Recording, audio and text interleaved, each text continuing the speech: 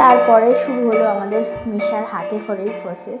প্রথমে তো বেশ ভালোই ছিল, পুরোহিত মশাইকে দেখছিল ঘুরে ঘুরে, তারপরে স্টার্ট।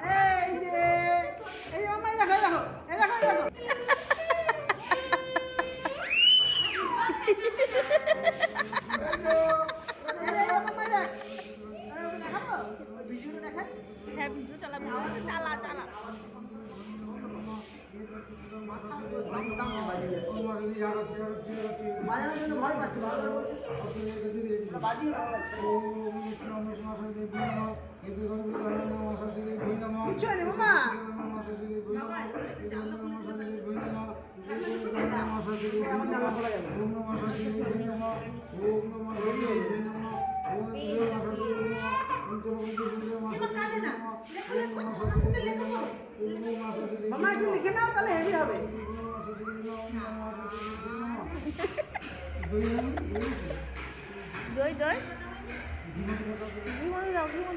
আর এদিকে আমরা সবাই বসে মিশার কাণ্ডটা দেখছি। মিশাকে সবাই থামানোর চেষ্টা করছে।